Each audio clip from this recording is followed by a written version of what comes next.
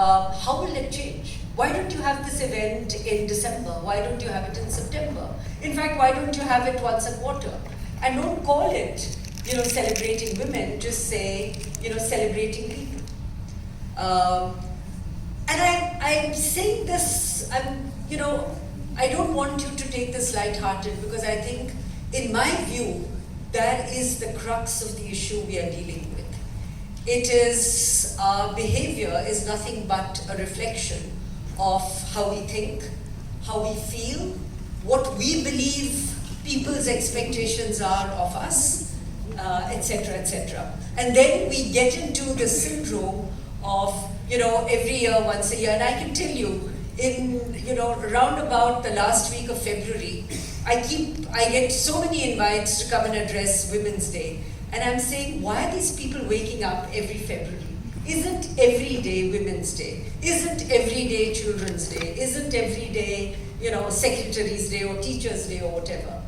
I think because we tend to compartmentalize, we confuse ourselves and we confuse everybody else. So I'm urging all of us here to say, don't do Women's Day in March. In fact, you take any day, and it's a day for everybody. In fact, don't do Women's Day. It's almost like saying, I want to go on a diet, but one day in 365 days, I will do a fast, and then I expect to be slim and trim. And it's as ridiculous as that. We are talking about changing very embedded mindsets. We are talking about changing years and years of conditioning for a variety of reasons. And then we feel if we bring attention to it on one day, suddenly things will be different. So my request to the men in this room, and I was saying to Kaushik, during the tea break, I said, now you do another event and call men and have 80% of the room full of men and maybe 20% women, exact opposite of this, and then let's have the conversation. In fact, I think the conversation has to be a 50-50 conversation. We are talking about corporates, we are talking about work environments, which are nothing but a microcosm of society. What happens outside the corporate office is what happens inside the corporate office to a large extent. Of course, businesses have tried to make rules, and we have all kinds of guidelines and so on and so forth. But that hasn't changed things very much. Again, it is very much a pyramid. It is a pyramid in the case of men as well. Not every management really ends up becoming a CEO. However, not so many men drop out of the workforce as women do. Yesterday I was at another event, a very large global multinational sort of based in Bangalore. And again, it's March, we have to do Women's Day. And, again, my refrain was get the men in the room. And finally, some chaps from HR showed up. And my point is that unless the business people are there, it's not going to change. And I think, to some extent, the responsibility, in a sense, or the onus is on all of us to cause those conversations to happen. I'm going to make a few points which I have thought about, which have yourself. Don't put yourself last. Don't undersell yourself. I think the biggest thing, if you could, think about and reflect, not just today but every day, is, what is it that gives you confidence? And why should there be such a discussion around your gender? And let me explain this by, at least in a simple way that I think about it, collaborative skills or any other skills. So when you stop and think about it, where is gender in all of this? Frankly, it doesn't exist. We have made it to be such a big deal that we are talking about it. We are saying, entry level, we get 50% women. By the time they reach the top, it's only 10% or whatever the numbers are. And therefore, we have to say, why are we giving gender so much of importance? There was anything as a given or as granted. Many people will say women take a break, and of course, if you want to have a family, you must take a break. But in a 40-year working career, what is 6 months? It's not even a rounding off error.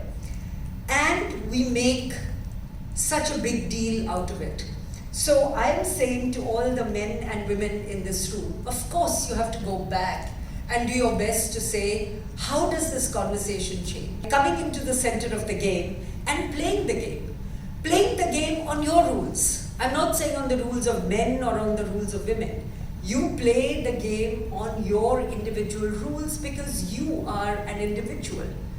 Don't get stereotyped into women are like this and men are like that, and women from North India are more aggressive and from South India are not, etc., etc. So I think what we have to remember is, first of all, it's important to say, are you doing what you really want to do? I mean, if you don't want to be here doing a job, you don't have to. You want to go and teach, children in a school in the village, go and do that. So it is not about you in the context of everybody else. It is you in the context of what you want to do with your life. And I think that's another important thing. It's about, many times I get asked, with all this travel, never thought about work-life balance, because I think work is one of the things I do in life and one of the things that you do in life. We do so many other things in life. We travel, we go and see a play, we write, we take photographs. So it's not about how your life fits into your work. It is about how your work fits into your life. And I think that's another very big difference. And we don't have to be, number one in everything that we're doing. Again, yesterday, I can drop the kids to school, I can pick up groceries on the way, I can go and do a great presentation to my client, I can come home and have, wonderful food on the table. I don't think those are the issues we need to be concerned about. I think the most important thing each one of us has to answer for ourselves is, are you doing what you really want to do? And if the answer to that is yes, it doesn't matter what you're doing. It doesn't matter to me, frankly, whether you're working 9 to 5 or 5 to 9 or what you're doing. The most important thing is, are you doing what you really want to do? And are you doing it on your terms and not on anyone else's terms? We need more dangal dads, who will stand up for, for their daughters or for their sisters or their spouses.